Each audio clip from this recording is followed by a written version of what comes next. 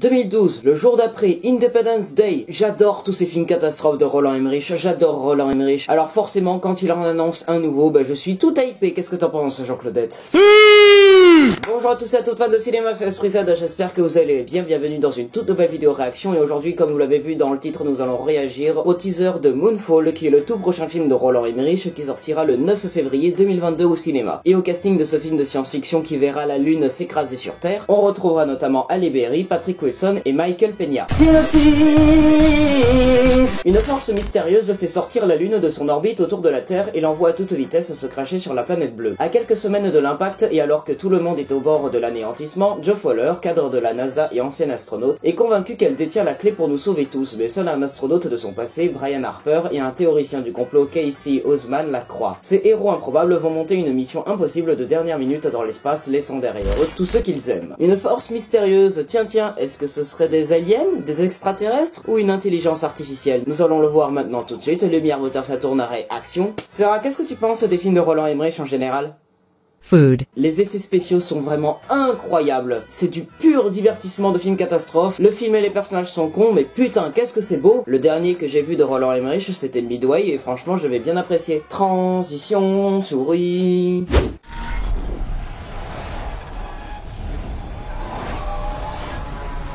Bon ouais, juste les premières images, ça a l'air spectaculaire. Déjà, quand même, la Terre.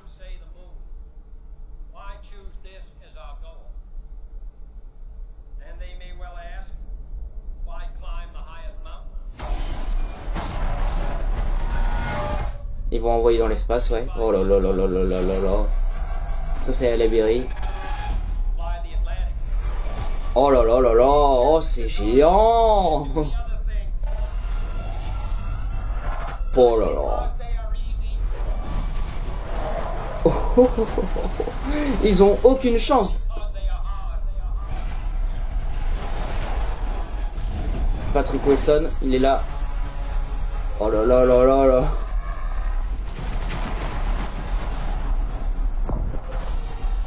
Papa.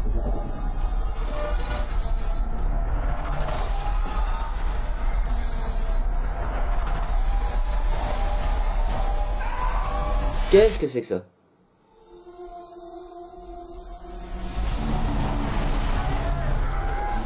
Ouais, c'est vraiment une intelligence artificielle du coup, hein. Ça a l'air.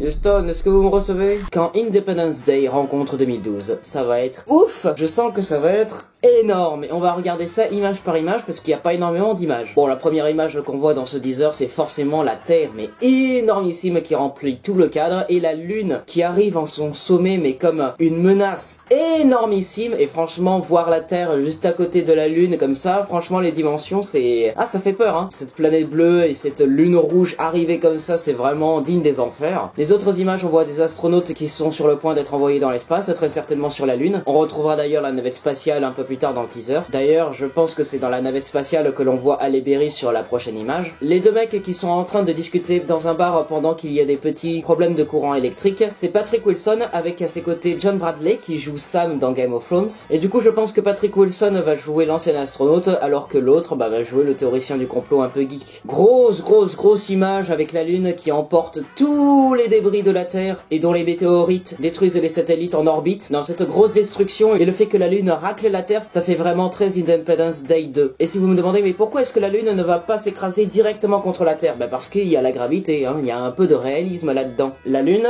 va s'écraser petit à petit, mais elle va toujours tourner.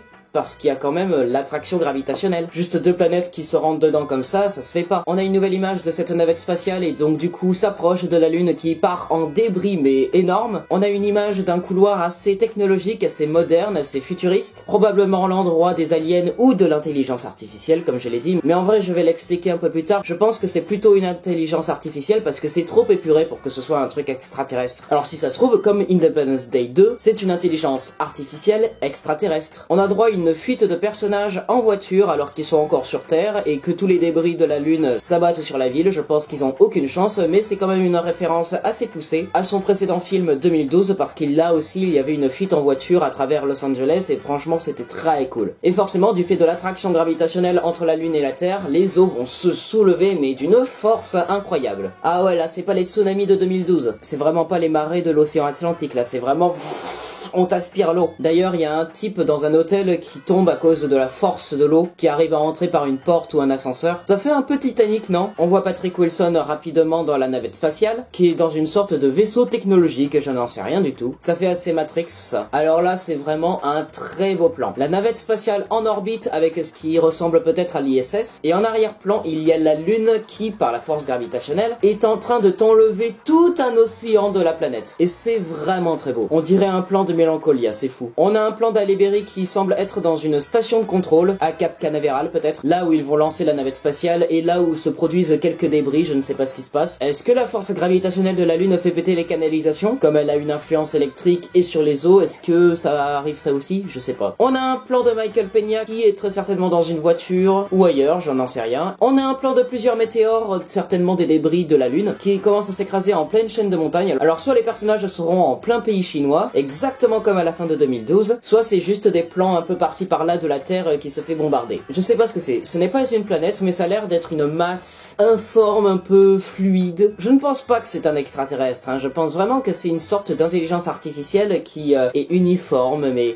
qui est consciente. Patrick Wilson, éclairé de bleu, un peu en mauvaise posture quand même, hein. Ah, yes, une séquence Gravity aussi, hein, avec une astronaute qui commence à se faire saucissonner autour de la navette spatiale qui va avoir peut-être un problème, très certainement à cause du passage de la Lune ou d'un débris, un plan de l'intérieur du vaisseau alien très certainement, avec un faisceau blanc qui éclaire de haut le personnage de Patrick Wilson qui commence à avoir des convulsions et à avoir des souvenirs de son enfant très certainement, je pense que c'est ça. Encore des débris de la Lune. Alors là, vu qu'ils n'ont aucune combinaison lunaire, je pencherai pour un plan qui se passe sur Terre, mais c'est tellement ouf ce qui se passe sur Terre. Ah, c'est certainement dans la chaîne de montagnes, parce que j'ai l'impression de voir pas mal de neige et de montagnes vers le fond, donc ouais, ça a l'air d'être là-bas. Ça a l'air vraiment de se passer en Chine, hein. Et puis l'attraction gravitationnelle, encore une fois, est en train de foutre le bordel, et en plus on voit la Lune en arrière-plan, donc c'est trop cool. Patrick Wilson qui ouvre une porte très étrange parce qu'il y a des symboles vraiment très étranges, et ça a l'air vraiment très extraterrestre, ça à nouveau, parce qu'avec cette image, je pencherais plus pour une créature extraterrestre plutôt qu'une intelligence artificielle, parce qu'en vrai, l'intelligence artificielle, pour créer des symboles, soit il utiliserait le binaire avec des 0 et des 1, soit il utiliserait des symboles, mais très simples. Bon là, en vrai, c'est assez simple, hein, il y a que des lignes droites et des points, voire peut-être des courbes aussi, mais ça me semble un peu trop complexe pour une intelligence artificielle, pour mettre des symboles sur quelque chose. On a un commandant, un général des forces de l'ordre, je ne sais pas ce qui se passe. Je sais pas si ça a l'air d'être un personnage important, ce sera certainement le genre de personnage qui ne croit absolument pas à la force extraterrestre et qui n'écoute absolument pas les personnages et théoristes du complot. Encore une fois, je pense que ce plan est issu de la scène qui se passe dans les montagnes enneigées. On les voit courir sur la neige avec des sapins en arrière-plan et là c'est...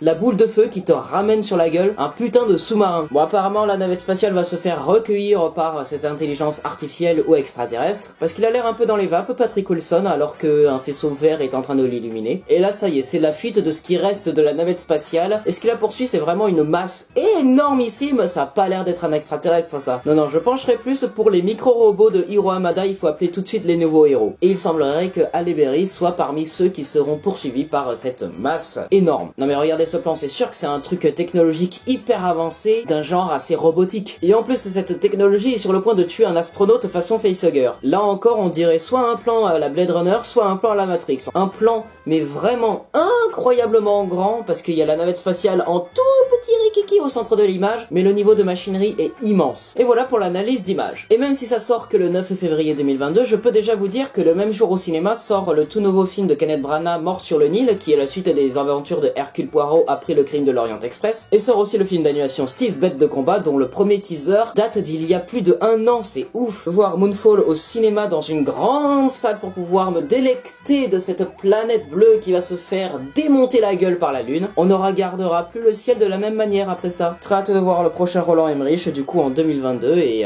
bah voilà, il va falloir attendre encore quelques mois. Il va falloir très certainement attendre décembre ou janvier pour une nouvelle bande-annonce. Voilà, c'est la fin de cette vidéo réaction, j'espère qu'elle vous aura plu. Si c'est le cas, n'hésitez pas à vous abonner, partager, commenter, liker cette vidéo, et n'hésitez pas aussi à me suivre sur tous les réseaux sociaux. On se retrouve très prochainement pour une nouvelle vidéo réaction. C'était Esprit Z coupé. Alors Sarah, qu'est-ce que t'as pensé de cette bande-annonce?